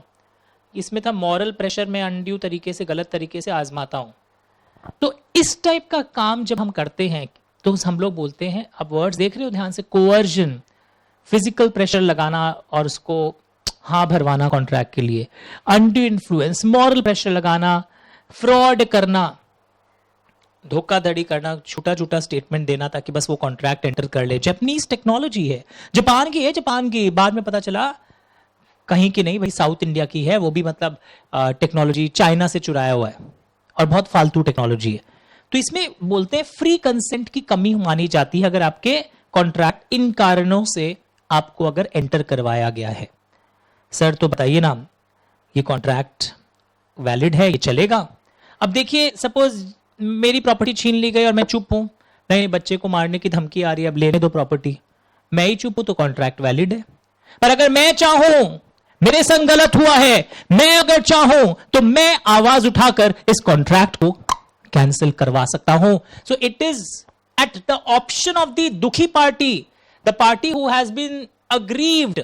एक वर्ड इंग्लिश का यूज करूंगा, इस आदमी का नाम क्या है जो जिस पे आजमाया जा रहा है, ये फुल पेज करो, अग्रीव्ड पार्टी। वर्ड्स देखो, तो जो दुखी पार्टी है, अग्रीव्ड पार्टी है, उस पर ये, उसके पास ये ऑप्शन है, वो चाहे तो चुप रह जाए, कॉन्ट्रैक्ट को चालू रहने दे, वैलिड रहने दे, वो चाहे तो सबूत दिखाकर इसको कैंसिल करवा सकता है।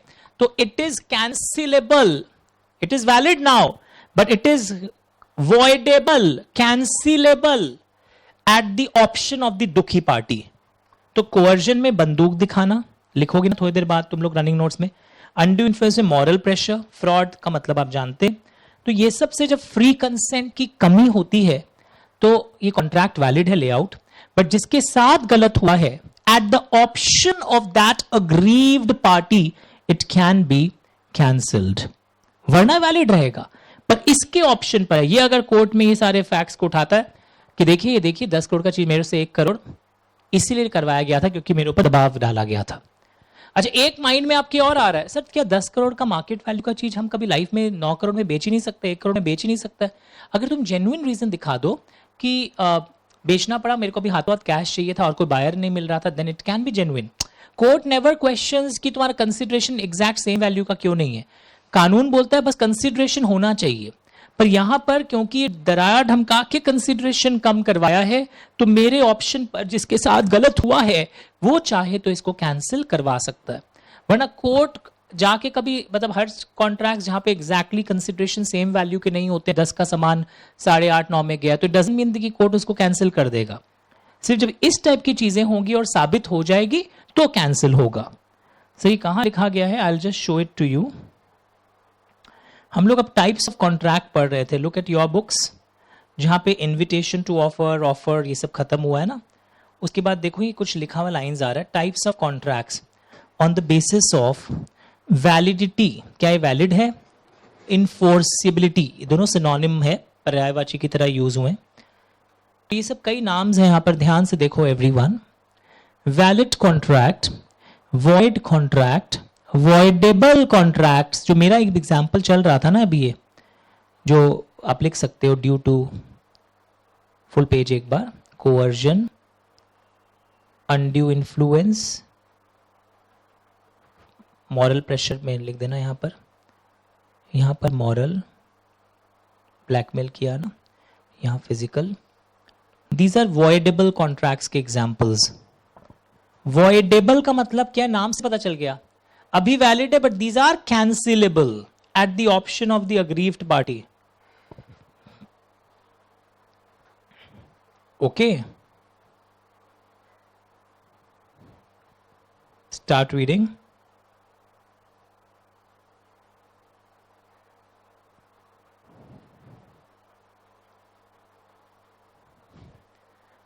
Due to coercion, undue influence, fraud. So these are voidable contracts. याद रखिएगा, ये voidable contracts के केस हैं। ये आज आप वैलिड हैं बट आप चाहें तो इनको कैंसिल करवा सकते हैं, जिसके लैंग्वेज समझ में आ गया, eight the option of the aggrieved party. कुछ नए नए वर्ड्स हैं जो आपने पहले लाइफ में नहीं देखा होगा। सर ये void contracts क्या होता है? Lay out once. What do you understand by the term void contracts? Void contract क्या होता है? मेरी बात ध्यान से सुनना। Void contract का मतलब क्या होता है? Void मतलब होता है invalid. ओके, तो सर ये void contract शब्द क्या होता है? Void contract का मतलब है अभी वो कॉन्ट्रैक्ट वैलिड है, था, इनिशियली वो वैलिड था, बट बाद में वो वैलिड नहीं रहा। सर ये कैसे संभव है? जो चीज पहले वैलिड था पर बाद में नहीं रहा, यस हो सकता है ना।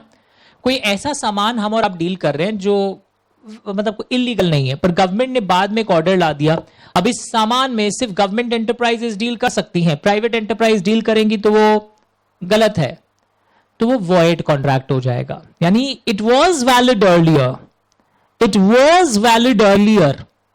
मेरी बात ध्यान से सुनोगे, याद हो जाएगा। लेआउट दिख रहा है ना? इट वॉज वैलिड अर्लियर, तुम भी ऐसे करो मेरी तरफ देख, it was valid earlier but now it ceases to be enforceable. अब वो वैलिड नहीं रहा।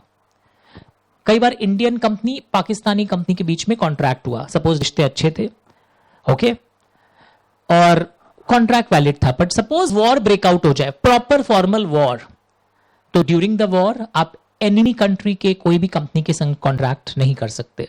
तो earlier it was valid but it ceases to be enforceable now. अब कोर्ट नहीं सुनेगा। तो वॉइड कॉन्ट्रैक्ट में संग संग याद कर लो, संग संग, इट वॉज वैलिड अर्लियर, बोल वीडियो में, it was valid earlier but now it is no longer valid. Example, war broke out, government changed the law and made the dealings of such products illegal. Okay, तो ये बाद में ऐसा होता है। एक और होता है, यहां मिसिंग ए चार्ट में मैं लिख देता हूं, तुम लोग भी लिख लो, void agreement। अब आप बोलोगे सर लिख तो दिया, अलग अलग है दोनों। void agreement अलग है, void contract अलग है, दोनों अलग अलग है। void contract क्या था? पहले एक वैलिड कॉन्ट्रैक्ट था, कॉन्ट्रैक्ट बन गया था। सोचो, कॉन्ट्रैक्ट बनना मतलब उसमें सारे एसेंशियल एलिमेंट्स मौजूद थे। वो एक अग्रीमेंट था जो कॉन्ट्रैक्ट बन गया था, बाद में सीजेस टू बी इनफोर्सिबल, ब्रेक हो गया, आउटब्रेक ऑफ अ वॉर, याद है? वॉइड एग्रीमेंट, नाम सुनो, कभी कॉन्ट्रैक्ट बना ही नहीं, वो शुरू से एग्रीमेंट स्टेज में एग्रीमेंट ही रह गया, वो कॉन्ट्रैक्ट बना ही नहीं, कोर्ट उसको कभी नहीं सुनेगा, वो शुरू से इनवैलिड था। वॉइड कॉन्ट्रैक्ट पहले वैलिड था, बाद में वॉइड कॉन्ट्रैक्ट का बोल रहा हूं, अगर आप मेरी आवाज के कारण डिस्टर्ब हुए, वॉइड कॉन्ट्रैक्ट का बोल रहा हूं, पहले वैलिड था, देखो, बाद में अब नहीं सुनेगा कोर्ट उसको। वॉइड एग्रीमेंट कोर्ट शुरू से ही कभी नहीं सुनता था उसको, क्योंकि वो शुरू से इनवैलिड था, क्योंकि वो कभी कॉन्ट्रैक्ट बन ही नहीं पाया, वो एग्रीमेंट स्टेज में ही रह गया। और इतना तो आप जानते हो, आज ही पढ़े हो, अग्रीमेंट से आपको कॉन्ट्रैक्ट बनना है तो वो लीगल मान्यता चाहिए ना, लीगली उसका कोई रिलेशन आना चाहिए, लीगल इन्फोर्सिबिलिटी होना चाहिए, आज ही पढ़े हो।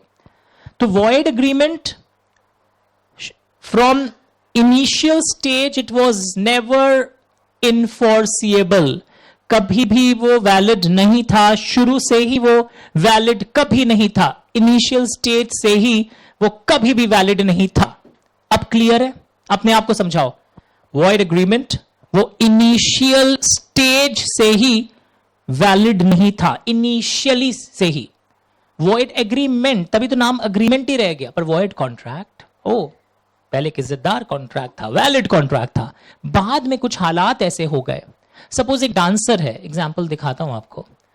एक बहुत फेमस डांसर थी एक जमाने में, एक मूवी आया था ओमकारा बोल के, you may not have seen. ये है बिल्लो रानी। बिल्लो रानी के शो के टिकट्स बिक गए थे।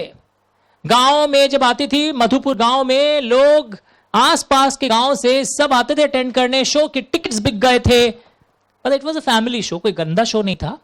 और प्रैक्टिस कर रही थी हमारी रानी साहिबा। प्रैक्टिस करते करते पांव की हड्डी टूटकर घुटने दोनों हथेली में आ गए। Can she perform now? No. Earlier it was a valid contract, tickets का सेल हुआ एक शो के लिए, डांस शो के लिए। But now the artist cannot नॉट परफॉर्म, और ये पर्सनल क्वालिटी वाली कॉन्ट्रैक्ट है।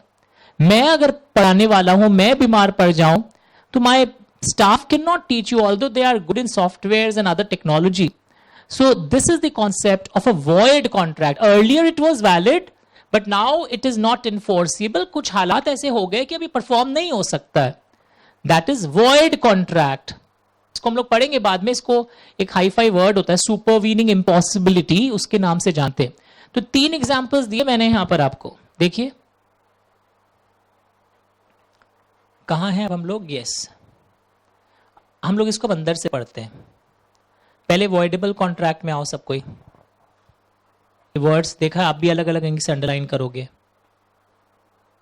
अग्रीड, ये लैंग्वेज देखो, ये सिर्फ किसके ऑप्शन पर ये इनफोर्सिबल है? Eight the option of aggrieved party. Actually मतलब वही है कि जिस बाकी पार्टीज कुछ नहीं कर सकते। अगर अग्रीव्ड पार्टी चाहे, he can cancel it. Aggrieved party has the option to confirm, set aside मतलब cancel, resigned मतलब cancel. तो it is enforceable by law at the option of aggrieved party. ये valid रहा है at the option of aggrieved party. ये cancel हो सकता है at the option of one or more of the parties. Aggrieved party, but not at the option of the opposite party. Language का मतलब समझ में आया? An agreement which is enforceable by law. Court सुन लेगा, जब तक अग्रीव पार्टी चुप है तब तक वो वैलिड है। अगर अग्रीव पार्टी ही आवाज उठा के प्रमाण दे दिया तो उसके हाथ में सब कुछ है। इसलिए इंग्लिश की लैंग्वेज क्या है? It is option, it is valid at the option of the aggrieved party. It can be cancelled at the option of the aggrieved party. तो what is voidable, यानी कि void होने लायक है, पर किसके ऑप्शन पर? पक्का थ्रेटनिंग के एग्जांपल्स मैंने दिए थे आप लोगों को, अगर याद हो। एंड फॉर डिटेल्स एक चैप्टर होता है फ्री कंसेंट, वहां हम लोग इसको डिटेल में देखेंगे। ये सब वर्ड हम लोग बाद में सीखेंगे, इसका डिटेलिंग अभी नहीं हुआ है। पर ये वॉइडेबल कॉन्ट्रैक्ट शब्द समझाने के लिए I had to explain you these words. तो it is enforceable by law at the option of one और मोर ऑफ द पार्टी, के पास एरो देके लिखो, at the option of the aggrieved party, but not at the option of the बदमाश party, other party. अब समझ में आया? Sir void contract they are valid at one point of time, कभी ना कभी ये वैलिड थे। तुम भी अलग अलग इंक लगा रहे हो ना मेरी तरह। ये लाइन बहुत इंपॉर्टेंट है। It ceases to be, MCQ में जब ये वर्ड देखते हैं ना, it ceases to be enforceable by law, it becomes void when it ceases to be enforceable. मतलब पहले वैलिड था, अब नहीं रहा। क्योंकि वॉइड एग्रीमेंट की इंग्लिश देखना प्लीज ध्यान से, वॉइड एग्रीमेंट की इंग्लिश भी ग्रीन से ही कर रहा हूं। It is not enforceable by law. ये फ्रॉम द बिगिनिंग, मतलब शुरू से कभी ही, शुरू में भी इनफोर्सिबल नहीं था। फुल पेज करो, बच्चों को एक कंपैरिजन दिखाना है मुझे। Please all of you observe ध्यान से। मैंने 2 चीज को कंपेयर, तुम लोग भी लिखो ध्यान से, देखो ध्यान से। एमसीक्यू भी सॉल्व करवा रहा हूं ताकि अगर एमसीक्यू बेस्ड पेपर आए, जब कई लोग क्या करते हैं, an agreement which is not enforceable by law में वॉइड कॉन्ट्रैक्ट को टिक करके आते हैं, वो वॉइड एग्रीमेंट का केस है, because it is not enforceable, मतलब कभी भी नहीं था। अब जब लैंग्वेज रहता है इट सीजेस टू बी इनफोर्सिबल, तब पता चलता है पहले इनफोर्सिबल था, बाद में नहीं रहा। That is a case of void contract.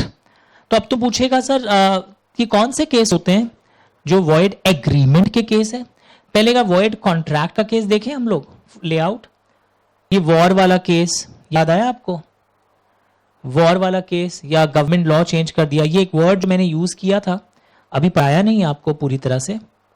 सुपरविनिंग impossibility example, dancer's leg broke, ticket बिक गए तो परफॉर्म अब नहीं कर सकती है, लिख दिया। Sir what is supervening? The impossibility which is beyond the control of both parties, it arose after the contract was entered. Details later लिखो, ताकि कोई ना कोई मेरे को पूछने वाला है व्हाट्सएप करके। ये आने वाले चैप्टर्स का समराइज डिस्कशन चल रहा है। ये इंस्टीट्यूट ने चैप्टर ऐसे बनाया कि ये सब हम लोग पढ़ने वाले हैं डिटेल में। Is it okay? So void contract अलग चीज है जो पहले वैलिड था, याद हो गया हिंदी में। It was valid earlier, but now it is not enforceable. It ceases to be enforceable now.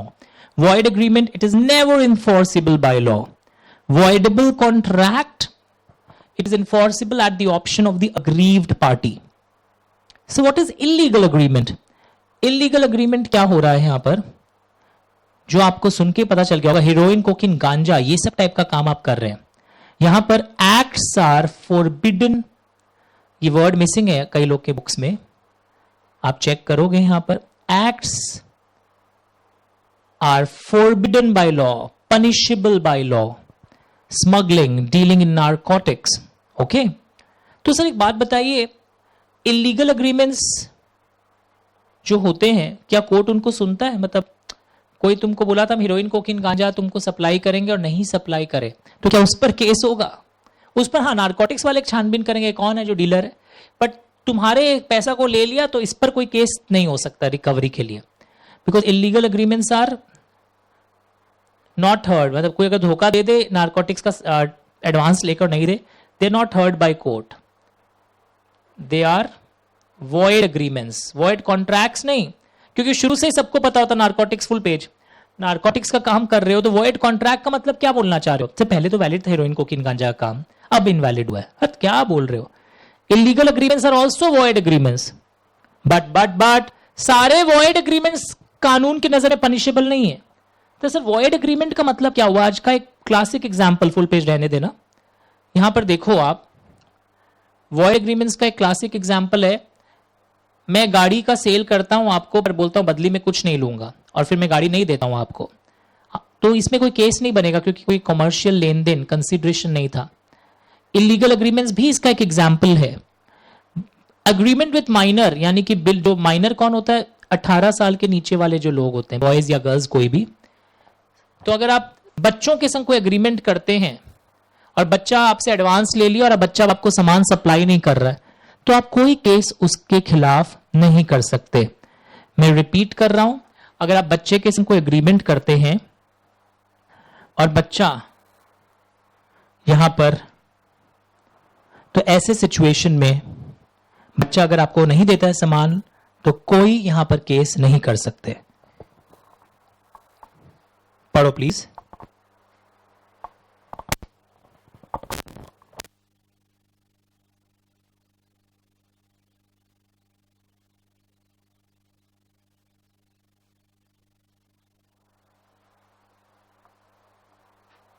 Okay, so acts are forbidden illegal agreement में।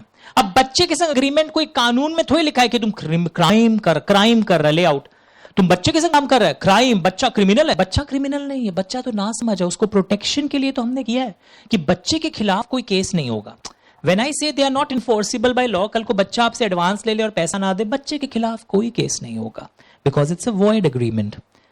मैंने बोला था आपको गाड़ी दे दूंगा और आप मुझे आशीर्वाद देने वाले थे बदली में, मैं अब आपको गाड़ी नहीं दे रहा हूं, कोई केस नहीं होगा मेरे खिलाफ, because it's without consideration. Courts do not hear the cases which are without consideration. Courts do not hear the case against minors, 18 साल के कम उम्र वाले लोग। लिखे हो लेस देन 18। कई लोग बैठ जाते हैं वीडियो में पढ़ते पढ़ते भूल ही जाते हैं, सर लिखे हमको भी लिखना, उठो उठो उठो, रीढ़ का हड्डी सीधा करो, पलंग पे सो के हो गया बहुत, पढ़ो सीधा बैठो। तो ये तीनों चारों केसेस क्लियर हुआ मेरे संग एक बार। Void agreement and void contract, कौन सा कभी कॉन्ट्रैक्ट बना ही नहीं? जल्दी बताओ सर। वॉइड कॉन्ट्रैक्ट बना था, कॉन्ट्रैक्ट अब इनफोर्सिबल नहीं है। पर वॉइड एग्रीमेंट तो शुरू से ही इनफोर्सिबल नहीं था। क्लासिक एग्जांपल, क्रेटा विदाउट कंसिडरेशन सेल, अरे agreement without consideration, agreement with minor, illegal agreements. एक हो गया voidable contract, which is voidable at the option of the aggrieved party, यानी कि it is valid but at the option of the दुखी party he can cancel it also. अब समझ में आया? वॉइड कॉन्ट्रैक्ट अब भूल ही नहीं सकते हो, it ceases to be enforceable. Sir मैं अपना वर्ड्स में लिख दूं इट इज नेवर इनफोर्सिबल, फिर तो वॉइड एग्रीमेंट के नेचर में आ जाएगा, जो शुरू से कभी भी इनफोर्सिबल नहीं था। सीजेस वर्ड इंग्लिश का मतलब होता है कि अब सीज हुआ है, पहले तो वैलिड था। Like outbreak of war, change in the government laws, singer का गला का आवाज चला गया, सिंगर के गले में आपने कुछ ऐसे लड्डू में मिला के खिला दिया कि वो गा रहा है। वीडियो खराब नहीं है, मैं सिंगर के उस निशब्द आवाज को सुना रहा था कि उसके गले में कुछ ऐसा ही हो गया है। वीडियो खराब नहीं है, मैं सिंगर का एक्टिंग दिखा रहा था। तो ऐसे सिचुएशन में सिंगर क्या गा पाएगा? तो वो वॉइड कॉन्ट्रैक्ट का केस हो जाएगा। सर जो एडवांस सिंगर और डांसर रिसीव कर लिए वो रिफंड करना पड़ता है उनको, वो सब हम लोग पढ़ेंगे डिटेलिंग आगे। ओके, पता है लॉ पढ़ने के समय कई क्वेश्चंस अभी आपके माइंड में आएंगे, आप मेरे को एसएमएस करेंगे और मैं आपको एक ही लाइन लिखूंगा। हम लोग पढ़ेंगे 7 क्लास बाद, 6 क्लास बाद, थोड़ा सा पेशेंस रखना पड़ेगा। और ये डेफिनेशंस लर्न कैटेगरी के हैं क्योंकि ये कई बार एमसीक्यू में भी आता है। सेक्शन नंबर्स मैंने अभी तक लर्न करने नहीं बोला ऐसा कुछ भी। ओके, सारे इलीगल एग्रीमेंट्स वॉइड नहीं है। हाँ सॉरी, सारे इलीगल एग्रीमेंट्स वॉइड हैं, of course they are not heard by the court, but all void agreements are not illegal. Best example agreement with minor, minor is a void agreement but it is not illegal. Sir फर्क क्या हुआ? अरे illegal agreement punishable by law है, Indian Penal Code में उसकी सजा है, पर वॉइड वाले अग्रीमेंट्स जो हैं वो पनिशेबल बाय लॉ नहीं है, सारे वैसे नहीं होते। एक और देखिए, classification on the basis of enforceability, start reading this one. Unenforceable contract, start reading this. इसको भी पढ़ना शुरू करिए please. Unenforceable contract, start reading, पढ़ो एक बार।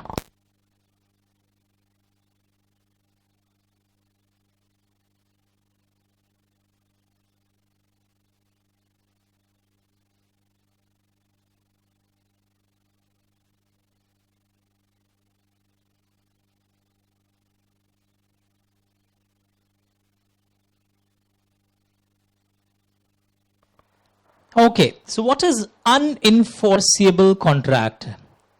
देखिए अब आपको लगेगा से तो वॉइड अग्रीमेंट ही हो गया। नो, मैंने तो यहां कॉन्ट्रैक्ट वर्ड लिखा है। वॉइड अग्रीमेंट तो कभी कॉन्ट्रैक्ट का स्टेटस बेचारा पा ही नहीं पाया। अनइनफोर्सिबल कॉन्ट्रैक्ट का मतलब क्या है? कॉन्ट्रैक्ट वैलिड है पर फिर भी कोर्ट नहीं सुनता है। जैसे आप पढ़ोगे आने वाले दिनों में कि जब कोई किसी को लोन देता है मनी, तो ड्यू डेट सपोज 5 साल बाद आपको लोन का पैसा मिलेगा, पर ड्यू डेट अगर आ गया, 5 साल बीत गया, ड्यू डेट से विद इन 3 इयर्स, मेरी बात ध्यान से सुनो, ड्यू डेट से विद इन 3 इयर्स केस करना पड़ता है पैसा को रिकवर करने के लिए। There is a limitation period, time का एक लिमिटेशन मतलब क्या होता है? एक टाइम बाउंड पीरियड है, इसके अंदर आपको केस करना पड़ता है अपने पैसे को रिकवर करने के लिए। तो अगर वो टाइम ओवर हो जाए, बार्ड बाय लिमिटेशन का मतलब इफ 3 इयर्स लिख लो from the due date of repayment expires, तब बोलते हैं अब कोर्ट इस केस को नहीं सुनेगा। सर मेरा पैसा आपका है, आपका राइट है, आप मांगिए, एसएमएस करिए, व्हाट्सएप करिए, but court will not here if 3 years pass from the date of repayment. कई लोग लिखते हैं 3 years from the date of loan, that is wrong. Due date of repayment से अगर 3 साल पार हो जाते हैं, that is a case of unenforceable contract. अगर आपने केस नहीं किया था टाइम से, court will not hear, लिख लीजिएगा, if 3 years expire from the date of repayment. अगर 3 साल पार हो जाते हैं, किसी के बुक्स में अनइनफोर्सिबल कॉन्ट्रैक्ट मिसिंग है तो लिख लीजिएगा। और अब सबको को बहुत क्लियर भी हो गया है, void agreement, void contract, all these things. और ये भी क्लियर हो गया इलीगल अग्रीमेंट्स वॉइड है, उनका कोई वजूद नहीं है, but her void agreement illegal नहीं है, बिकॉज इलीगल हो गया जो क्रिमिनल लॉ के अंदर पनिशेबल है। अब बच्चा है, मान लिया ना समझ अग्रीमेंट कर लिया, उसको पनिशेबल थोड़ी हो जाएगा वो। So all void agreements are not illegal, but all illegal agreements are of course void, they are not heard by the court। पांचों क्लियर हो गया। अब देखिए आपके बुक्स में क्या किया है, डिफरेंसेस दिखाया है void contract and voidable contract के बीच में। लिखो do after 10 classes, क्योंकि ये दूसरे चैप्टर से लिंक है। Illegal agreement do after 10 classes, उस दिन फिर अपने आप कर लेना 10-12 क्लास के बाद। वॉइड एंड इलीगल अग्रीमेंट्स, ये अभी नहीं समझ में आएगा, प्लीज लिखो do after 10 classes, because usually क्या होता है फिर स्टूडेंट्स में कोई एक एक लाइन इनमें से पूछने लगते हैं, ये अभी आप नहीं समझ सकते। Do after 10, hello right it down, specially ये वाला एक इंपॉर्टेंट है, बट डू आफ्टर 10 क्लासेस वो आपके सिलेबस में आपको दिख ही जाएगा। इस टाइप की चीजें 10-12 क्लास बाद आप ये सब दूसरे चैप्टर्स के अंदर पढ़ लेंगे। तो फर्स्ट चैप्टर में क्यों दिए, बिकॉज ये है फर्स्ट चैप्टर में basics, but it can't be understood now till we have done free consent, wagering agreements, the list of void agreements, collateral transactions. तो आपने लिखा डू आफ्टर 10 क्लासेस इन तीनों तारों पर। श्योर एवरीवन, पक्का? तो हम लोग क्या पढ़ रहे थे सर? पता नहीं। अरे क्या, कैसे नहीं पता? फुल पेज करो। हम लोग पढ़ रहे हैं types of contracts on the basis of validity और इनफोर्सिबिलिटी, एंड और एक शब्द आ रहा है यहां पर on the basis of formation, on the basis of performance. तो ये हम लोग अगले क्लास में पिक करने वाले हैं। फॉर्मेशन के आधार पर हम किस तरह लॉ को विभाजित कर सकते हैं, परफॉर्मेंस के आधार पर हम किस तरह लॉ को विभाजित कर सकते हैं। Will be doing it again on the next day. And उसके अलावा यहां से मैं आपको बोलूंगा नेचर ऑफ कॉन्ट्रैक्ट जो चैप्टर है, ये एक बार ये प्रपोजल जिसको हम लोग ऑफर के नाम से भी जानते हैं, प्रॉमिस, ये रीडिंग कैटेगरी है, मतलब you don't have to learn these definitions. Reading category, अब एक एसएमएस आता है, should we read the reading category once in life, twice in life, learn वाले को बहुत बार। Consideration is a separate chapter, it's important, but ये separate chapter में आपको इसका डेफिनेशन समझ में आएगा। रीड लिख लीजिए, मैं वेट कर रहा हूं। Reading category, don't learn, reading category. MCQs और में कई बार यूज हो जाता है, दीज आर वेरी सिंपल, अगर रीड करके आओगे आप। नेक्स्ट क्लास में will do that. Agreement we have already done, still the definition आप रीडिंग कैटेगरी में लिख लीजिएगा। What is contract? An agreement enforceable by law. This you must learn because this is already a very important part of your syllabus. तो nature of contract हम लोग आज शुरू किए थे, और ये प्रपोजल, प्रॉमिस, ये बहुत बोरिंग डिस्कशन हम लोग छोड़ेंगे नहीं, विल बी डूइंग इट। और एक चीज हम लोग सीखे थे, कॉन्ट्रैक्ट में एक चीज बहुत इंपॉर्टेंट होता है, दैट इज ऑफर एक्सेप्टेंस। इसका मेन लीगल कॉन्सेप्ट, और कई बार 3 एस्पेक्ट्स होते हैं, that is invitation to offer, offer and acceptance. Classification जो मेन पार्ट आज हम लोगों ने किया है, बाकी टाइप के क्लासिफिकेशन हम लोग अगले दिन करेंगे। And this is a very important question, मैं बार बार बोल रहा हूं, इसेंशियल डायरेक्ट क्वेश्चन लिख रहे हो आप, essential elements of a valid contract, जो यहां समझाया हुआ भी है। And lot of words we have done. In the coming classes we will also understand types of offer, and most important उसके बाद वाले क्लासेस में rules of offer very important होते हैं, हम लोग आने वाले क्लासेस में देखेंगे।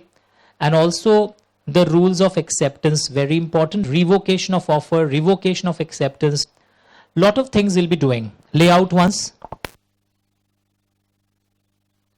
इस वीडियो को हम लोग रोकने वाले हैं, but before I wind up मैं वापस दिखा दूं, आज नेचर ऑफ कॉन्ट्रैक्ट क्लास को हमने शुरू किया था, and this introductory part where we have understood some basics कि इंडियन कॉन्ट्रैक्ट एक्ट प्रेसिडेंट का साइन 25 अप्रैल 1872 को आया था, बट लॉ ऑफिशियल गैजेट, जो कोई भी लॉ जितने भी बनते हैं सारे जगह पब्लिश होते हैं, वहां पे 1 सितंबर 1872 को हुआ था। तो that is why we say the law came into force on 1 सितंबर 1872।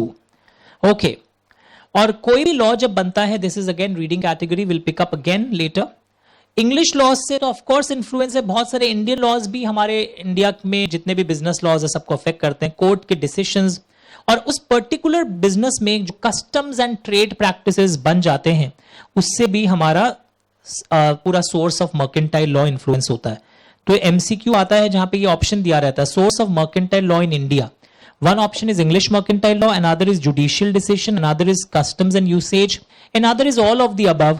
To remember, the answer is all of the above. ये चारों ही important source हो जाते हैं mercantile law के इंडिया में।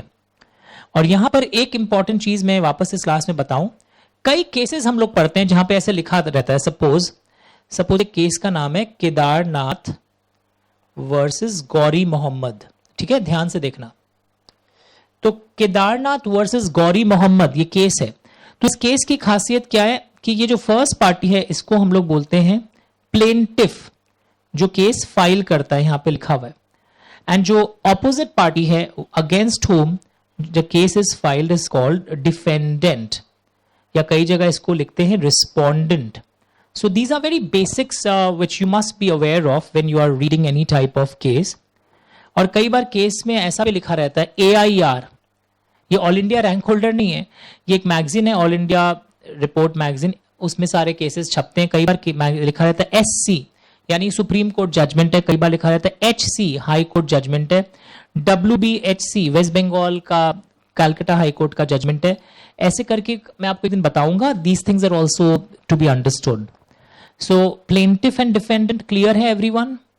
और ये जो कॉन्ट्रैक्ट्स देखो 1872 को हुआ था, तो 1 सितंबर के पहले जो हुआ था, they are not governed by Indian Contract Act. और ये 1872 का था, पर फिर भी हम यही बोलते हैं that it is pass by Indian parliament, because parliament India का ही था, गोरे लोग बैठे हुए थे। तो एमसीक्यू में जब आता है तो बहुत लोग इसमें ब्रिटिश पार्लियामेंट टिक करके आते हैं, ये सोचते हैं आजादी तो 1947 में मिली थी। अब ये कंगना रनौत का स्टेटमेंट में मत जाना कि आजादी तो 2014 में मिला था। You have heard one statement after she receive Padmashri, she made a statement. तो मैं उसके बारे में नहीं बात कर रहा। तो Indian Contract act was pass by Indian parliament. वो तो 2014 के पहले वाली चीजों में भी सब बोल रहे हैं कि हम लोग तो गुलाम ही थे। सम स्टेटमेंट्स, कंट्रोवर्शियल स्टेटमेंट्स आया था जिसको लेकर बहुत बवाल हुआ था। So this is what we want to do, and in the second class I will also teach you this particular example for MCQs just in rem and just in personam। second class में ये भी कराऊंगा। तो आज मैंने basics lay down किया है। आज मैंने आपको बताया अग्रीमेंट ऑफर एक्सेप्टेंस से बनता है, बट कॉन्ट्रैक्ट कब आता है? जब अग्रीमेंट प्लस लीगल रिलेशंस जब क्रिएट होते हैं। सोशल एंड डोमेस्टिक अग्रीमेंट से कॉन्ट्रैक्ट नहीं बनता, ये हमने देखा था। तो हमने आने वाले क्लासेस में एमसीक्यूज संग संग में और प्रैक्टिस करेंगे, और केस स्टडी जो हायर लेवल्स पर केस स्टडी कैसे लिखते हैं, कि वही क्वेश्चन शॉपर स्टॉप वाला जब केस स्टडी बन के आएगा, वहां पहले ऑफर और इन्विटेशन टू ऑफर को आप समझाएंगे, फिर प्रेजेंट केस को समझाएंगे। तो all these things will B learned in the coming classes. तो हमारा ऑब्जेक्टिव सिर्फ हंसना नहीं है, हमें मार्क करना है, हमें इधर सेट करना है। आंसर्स में डायरेक्ट क्वेश्चंस किस टाइप के आएंगे, डिफरेंस बेस्ड क्वेश्चंस कैसे आएंगे, all things will be handled during the discussion. Thank you so much. ये सब लिख लिया होगा आपने, और फिर भी कोई क्वेरी हो तो ये मेरा नंबर है 9830259002। मेल आईडी भी लिख लीजिए, अगर फोन कभी नहीं उठा हो, आप एडमिशन लेना चाह रहे हो, आपके कोई फ्रेंड, तो आप इसमें फोन करके संपर्क में आ सकते हैं। ओके, एंड वेबसाइट है, हमारा ऐप है EduDost EDUDOST, वो भी आप डाउनलोड कर लीजिए, वो एंड्रॉयड फोन पर चलता है, लॉग इन कर लीजिएगा। Thank you so much, bye.